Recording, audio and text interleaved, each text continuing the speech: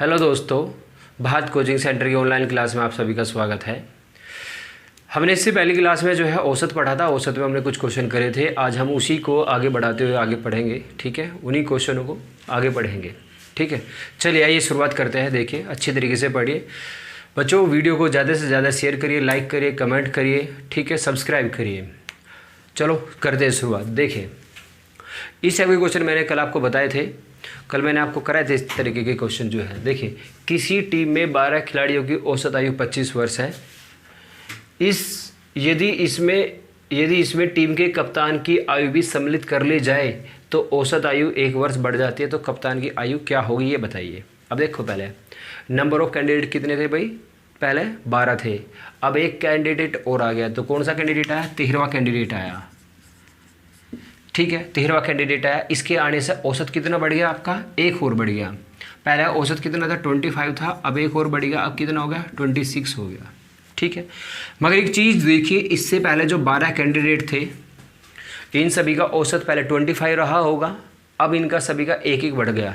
कितना बढ़ गया? 1-1 बढ़ गया। तो कुल वृद्धि होगी 12 गुणा 1 और 12 एकम 12। इसको यहाँ ऐड कर दो तो 26 और 12 कितना होगा भाई? 38। तो कप्तान की आयु कितनी होगी? 38 वर्ष होगी। ये आपका आंसर होगा। आपको इस तरीके से करना है। समझ में आया? दोबारा से समझिए।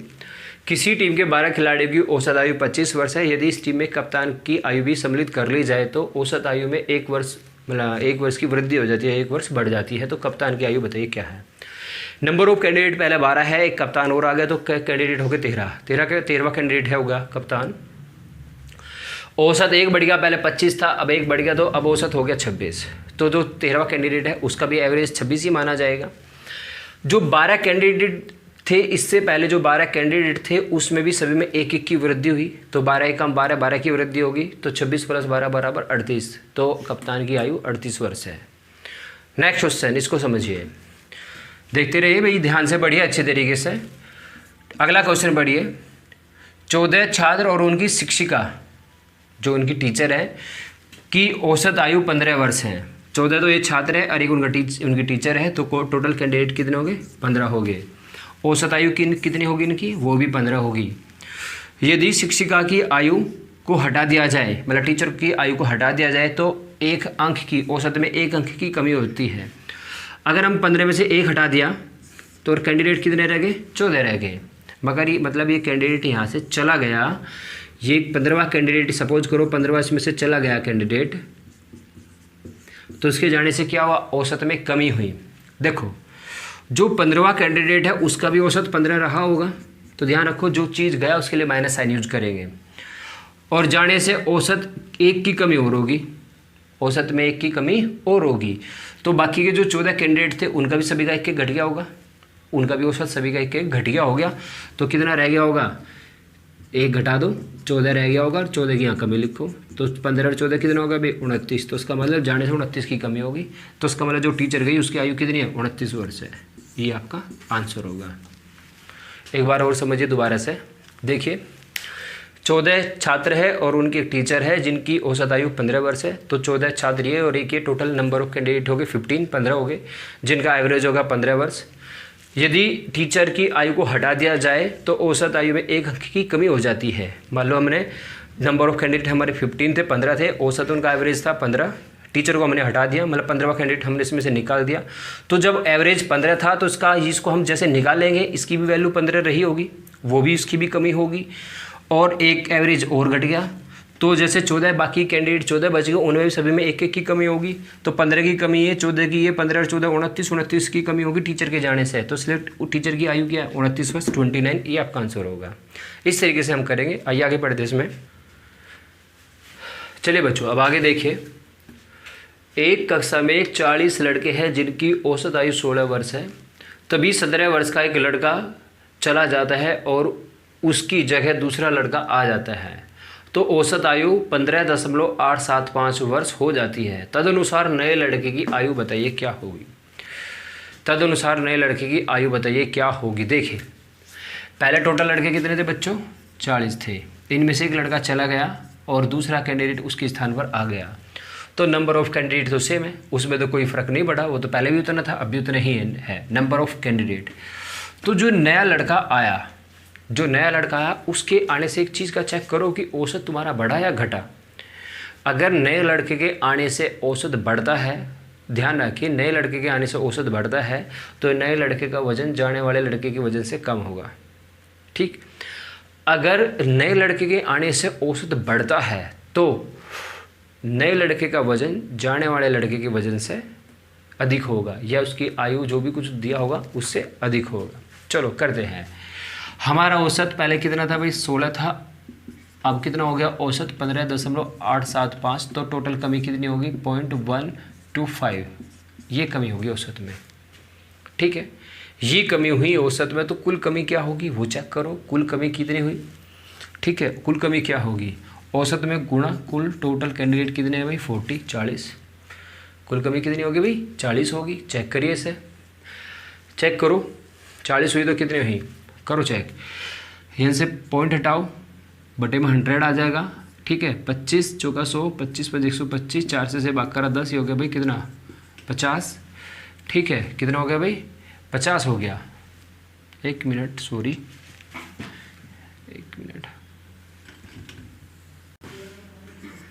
तो देखो बच्चों इसमें कमी कितनी हुई, अगर कमी देखें तो 0.125 इतना कमी हुई, तो टोटल कमी कितना होगा, तो औसत में कमी गुणा टोटल कैंडिडेट कितने हमारे 40, इनका मल्टीप्लाई करो, पॉइंट हटाओ, 1000 नीचे आ जाएगा। 25 से डिवाइड करा 5, 25 से डिवाइड करा 40, 40 से 40 कैंसिल, कितना है 5। ये जो 5 आया, ये जो 5 आया, ये क्या है, टोटल कमी आई। मतलब नए बच्चे की आने से जो औसत में कमी हुई, ठीक है, यह जो टोटल कमी आई वह कितनी है 5 की है। तो सर नए बच्चे का आयु कितना होगा, तो जाने वाले में से इसको घटा दीजिए 5, तो कितना होगा 12 वर्ष, ये आंसर आ जाएगा आपका। जाने वाले बच्चे की आयु में से 5 घटा दीजिए, तो कितने साल का गया था 17 साल का गया, 5 घटा दो 12 साल, तो आने वाले बच्चे की आयु कितनी है 12 साल है, ये आंसर होगा। ठीक है, ध्यान रखिए, अगर कमी है तो टोटल कमी को जाने वाले बच्चे की आयु में से घटाइए, अगर वृद्धि है तो जो भी आपकी कुल वृद्धि आएगी उसको जाने वाले बच्चे की आयु में जोड़िए, तो नए बच्चे का आयु आपको पता चल जाएगा। चलिए इसको पढ़िए। 8 व्यक्ति की औसत आयु 2 वर्ष बढ़ जाती है। ठीक है, जब उनमें से एक व्यक्ति जिसकी आयु 24 वर्ष है के स्थान पर एक नया व्यक्ति लाया जाता है, तो नए व्यक्ति की आयु क्या है। देखो टोटल कैंडिडेट आपके कितने 8 है, एक गया और एक आया, तो नंबर ऑफ कैंडिडेट तो टोटल उतने ही है।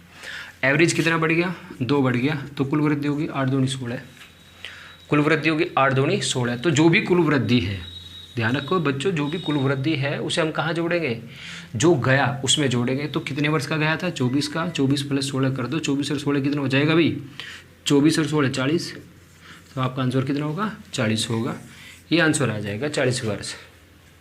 ठीक है, दोबारा से समझो, कैंडिडेट कितने हैं 8 है, एवरेज कितना बढ़ गया 2 बढ़ गया, उनमें से एक 24 साल का गया, उसकी जगह नया साल का मतलब एक नया बच्चा नया कैंडिडेट आया। तो देखिए एक गया एक आया, तो नंबर ऑफ कैंडिडेट तो सेम ही है, पहले भी 8 थे अब भी 8 ही है।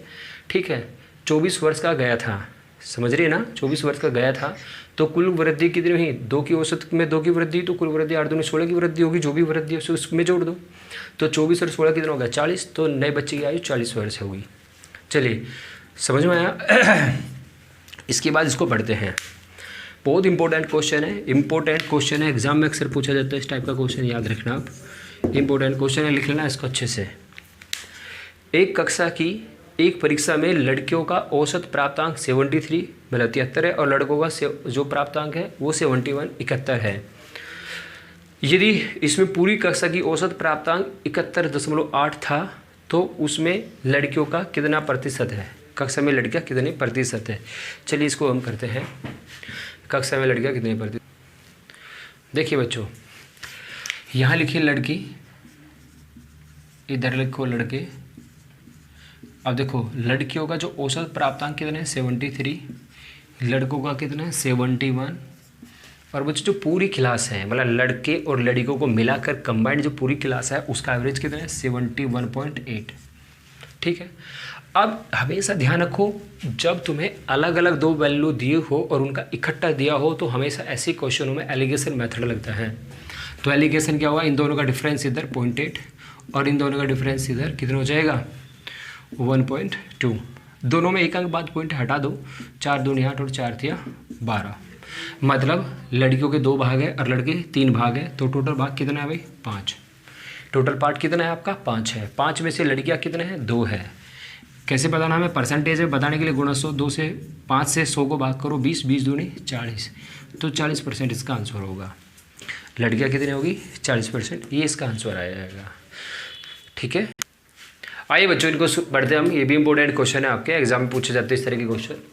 11 परिणामों का औसत 50 है, यदि प्रथम 6 परिणामों का औसत 49 और अंतिम 6 का औसत 52 हो तो छठा परिणाम बताओ।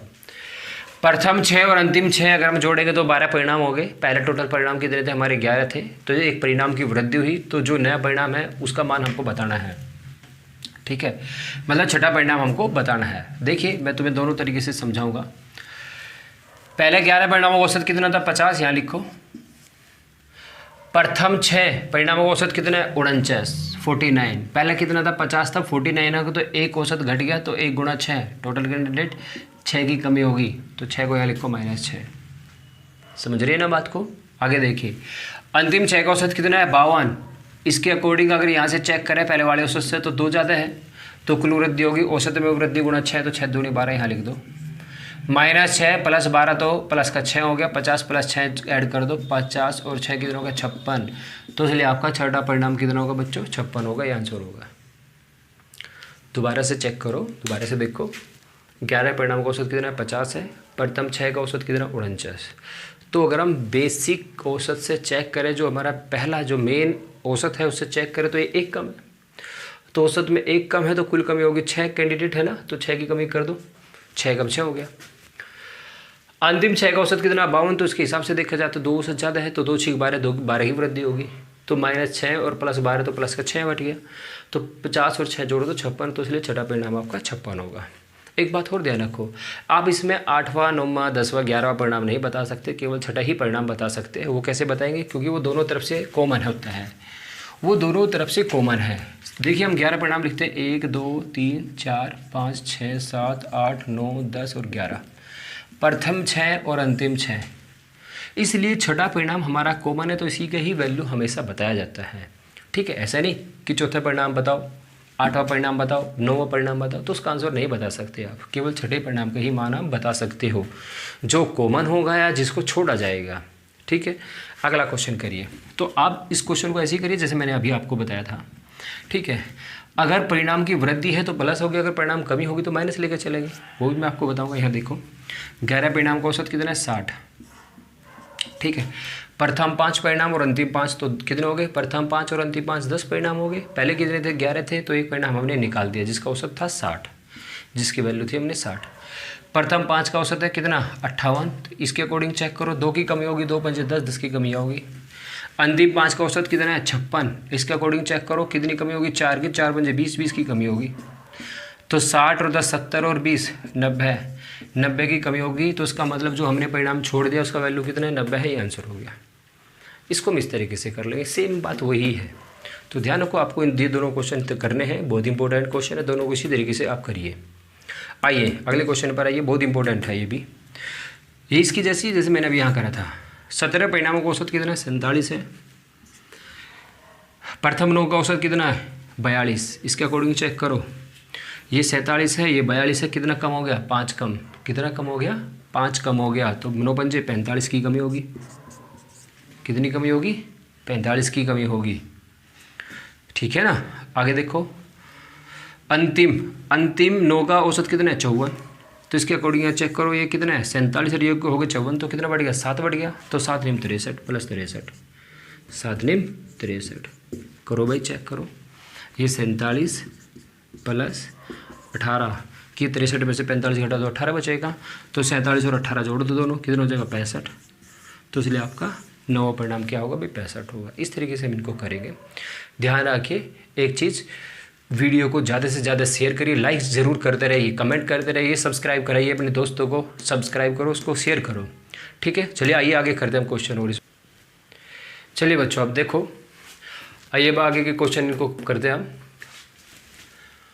5 क्रमागत सम संख्याओं का औसत 12 है, यदि इनमें आगे की 2 सम संख्या और सम्मिलित कर ली जाए तो अब औसत में क्या होगा, अब औसत क्या होगा, अब नया औसत क्या आएगा, ये पूछ लेगा भाई। देखो हमारे पास पहले संख्या कितनी थी, 5 थी, औसत कितना था उनका 12। सभी संख्या कैसी है, सम है। तो औसत मैंने बताया था जब तुम्हारी संख्याएं सम हो, विषम हो, प्राकृत संख्याएं हो, तो जो आपका औसत होगा वो आपका एक बीच का संख्या होगा। यदि दी गई संख्या हो एक तुम्हारी विषम हो, ठीक है, नंबर उनका विषम हो, तो 2 इसके बाद की लिखो, सम संख्या 2 से पहले लिखो, बाद की हो जाएगी 14 और 16, पहली हो जाएगी 10 और 8। सही बात है। अब इसने क्या कहा है, इसने आगे की 2 सम संख्या और शामिल कर ली। पहले कितनी थी, 5 थी, आगे की 2 और संख्या शामिल कर ली, कौन कौन सी, 18 और 20। ठीक है, तो अब हमारा औसत कितना हो जाएगा बच्चों, अब हो जाएगा हमारा 14। पहला कितना था, 12 था, अब कितना हो गया, 14 हो गया। तो औसत में कितनी वृद्धि हुई, 2 की वृद्धि हुई। औसत में वृद्धि कितनी हुई, 2 हुई। ठीक है, अगर सपोज करो हम बोलते हैं कि भाई 4 संख्या शामिल कर ले जाए, 4 संख्या हो जाएगी 22 और 24, तो फिर हमारा औसत क्या होता, फिर हमारा औसत होता 16। समझ रहे हैं ना, फिर हमारा औसत 16 हो जाता भाई। 16 के 1 2 3 4, 1 2 3 4, 16 के 4 उधर संख्या 4 इधर है, तो बीच में 16 है बिल्कुल, फिर हमारा औसत 16 हो जाता। तो एक बात आप समझ रहे होंगे, एक बात पे ध्यान दो अच्छी तरीके से, चेक मतलब जो ध्यान देने वाली बात है वो देखिए। हमने पहले 2 संख्या शामिल करी थी तो औसत हमारा 2 बढ़ गया, हमने अब 4 संख्या शामिल करी तो हमारा औसत 4 बढ़ गया। तो इसलिए आपको अब हमेशा याद रखना है, ठीक है, सोल्व नहीं करना, अब आपको हमेशा आगे से याद रखना, जितनी संख्याएं, जितनी सम संख्याएं या जितनी विषम संख्याएं हम आगे बढ़ा रहे हैं, आगे जोड़ रहे हैं, तो औसत भी हमारा उतना ही बढ़ जाएगा। तो आपको कभी भी हल करने की ज़रूरत नहीं है। औसत कितना था आपका, 12 था, आगे तुमने कितनी संख्या शामिल करी, 2, तो प्लस 2 कर दो, 12 तो 14, तो अब नया औसत आपका 14 हो जाएगा, 14 ये आंसर होगा, ये हो जाएगा आंसर आपका। एक ही सेकंड में आंसर आएगा, ध्यान रखो, बात को पकड़िए, बात को समझिए, जो मैं आपको बस समझाना चाह रहा उस चीज़ को देखिए। 5 क्रमागत विषम संख्या का औसत 15 है, कितना है भाई औसत, 15 है। इनमें आगे की 2 विषम संख्या और शामिल कर ली, तो 15 में 2 जोड़ो तुरंत, 15 में 2 जोड़ दो 17, तो अब औसत आपका 17 होगा, ये आंसर होगा। समझ में आ गया, अब औसत कितना होगा, 17 हो जाएगा। देखिए इसके बाद है 5 क्रमागत प्राकृत। अब की बार कैसी है भाई, प्राकृत संख्याएं हैं, न सम न विषम, प्राकृत संख्याएं हैं, का औसत 7 है, तो औसत 7 बीच में लिखो, 2 इसके बाद की 8 9, 2 से पहले 6 और 5, औसत है आपका ये। ठीक है, यदि इनमें आगे की 2 और प्राकृत संख्या शामिल कर ली जाए तो अब औसत में क्या होगा, सपोज करो आपने 2 संख्या और शामिल कर ली, 10 और 11, तो अब आपका औसत क्या हो जाएगा भाई, 8 हो जाएगा। यही तो होगा, क्योंकि 3 इसके इधर और 3 इसके इस साइड। तो आपने आगे कितनी संख्या शामिल करी, 2, कितनी संख्या शामिल करी, कितनी प्राकृत संख्या शामिल करी, 2। औसत पहला आपका 7 था, अब 8 हो गया, प्लस 1 बढ़ा, तो गौर दो, बात पे गौर दो, चेक करो, औसत में जितनी भी वृद्धि होगी उसको तुरंत 2 से भाग करो, 2 एकम 2, तो वही आपस में आप वही जो है आपकी औसत में वृद्धि आ जाएगी। तो 7 में प्लस 1 जोड़ दो, कितना हो जाएगा आंसर, 8 हो जाएगा।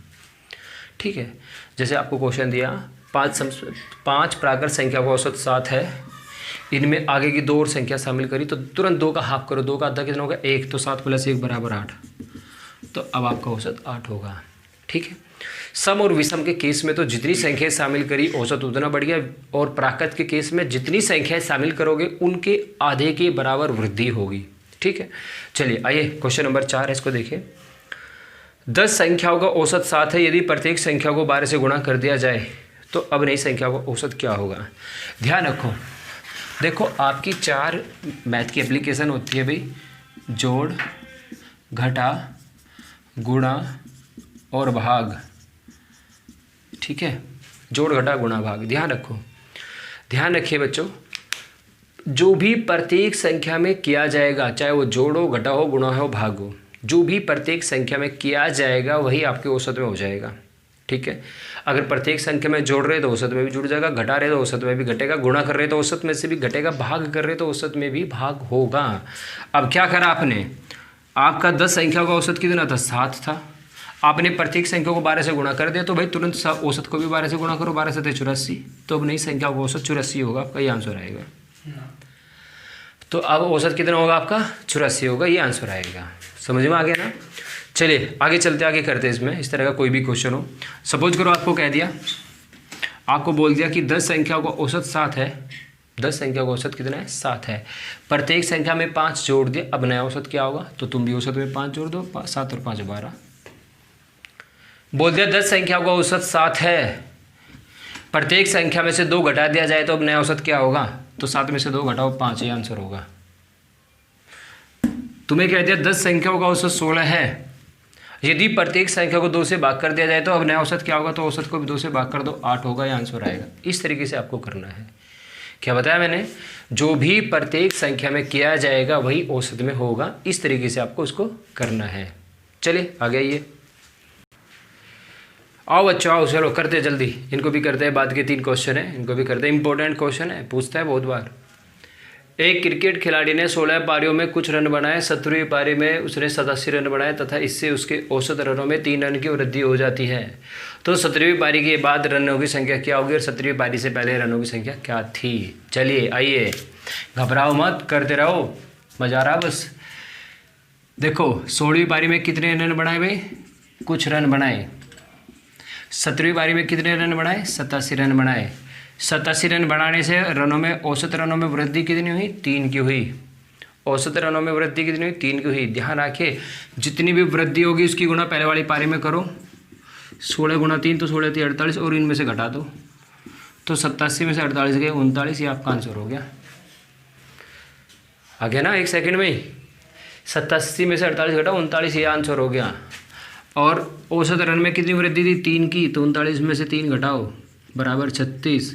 तो 17वीं पारी के बाद औसत रनों की संख्या 39 थी और पहले कितनी थी, 36 थी। आपका आंसर हो गया भाई। ऐसे करेंगे। यदि औसत रनों में वृद्धि हो रही है तो घटाओ, और अगर कमी हो रही है तो जोड़ो। ठीक है, यहाँ देखो, एक क्रिकेट खिलाड़ी ने 12वीं पारी में 90 रन बनाए। यहाँ आपकी 11वीं पारी नहीं बताइए, आपकी 12वीं पारी दी थी डायरेक्ट, तो आपको ऐसे ही करना है। 11वीं पारी में कितने रन बनाए, कुछ। 12वीं पारी में कितने बनाए, 90। औसत कितना बढ़ गया, 5, तो 11 पंजे 55। इसकी गुणा यहाँ करो पहले वाली पारी में, इसकी गुणा यहाँ करो पहले वाली पारी में, 11 पंजे 55, तो 90 में से 55 गए 35, ये आंसर कितना, 35, ये आंसर आ जाएगा। 12वीं पारी के बाद औसत रनों की संख्या कितनी होगी, 35 थी, और पहले कितनी थी, 35 में से 5 घटा दो 30 होगी, ये आंसर हो गया। समझ में आ गया। आओ उड़ा दो, बस उड़ा दो, जल्दी करो इसको भी।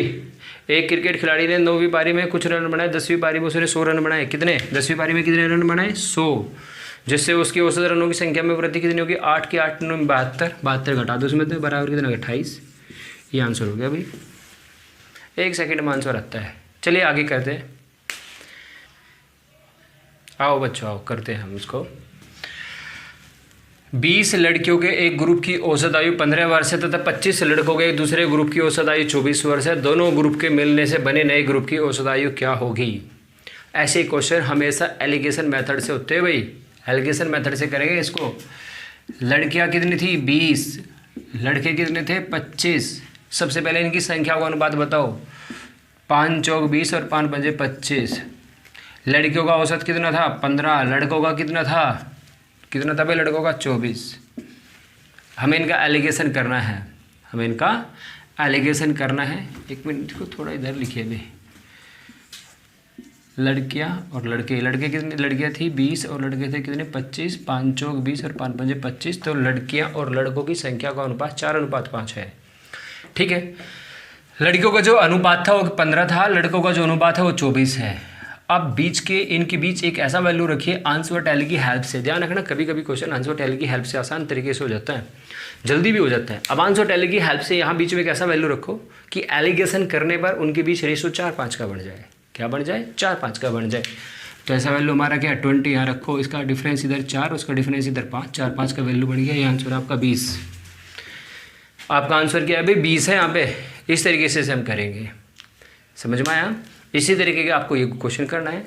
ये आपका है होमवर्क, ये है आपका होमवर्क। आपको इस क्वेश्चन को घर पे खुद करना है। ठीक है, इस क्वेश्चन को आप खुद करोगे। अब ध्यान रखिए, हमने जो भी क्वेश्चन करे हैं बच्चों, इस तरह के क्वेश्चन आपको बार बार घर पे ट्राई करिए, अच्छे तरीके से करिए। जितने भी क्वेश्चन हमने आपको कराए सभी क्वेश्चन इंपॉर्टेंट है, एग्जाम में आए हुए क्वेश्चन है। जब तक आप प्रैक्टिस नहीं करोगे तो आपसे नहीं होगा, ठीक है। बार बार प्रैक्टिस करने से एक अच्छी एफिशिएंसी, एक अच्छी स्पीड बनती है। और एक बात और, पेंसिल की चलाने की बजाय दिमाग ज़्यादा चलाइए। पहला प्रोसेस ऑफ थिंकिंग आपका तेज होना चाहिए। जब आपका वो तेज होगा तो क्वेश्चन की स्पीड तो ज़्यादा ऑटोमेटिकली तेज हो जाएगी। चलिए, ऑल द बेस्ट। वीडियो को ज़्यादा से ज़्यादा लाइक करिए, शेयर करिए और बच्चों को बताइए, ठीक है। चलो, ऑल द बेस्ट। जय भारत, जय हिंद।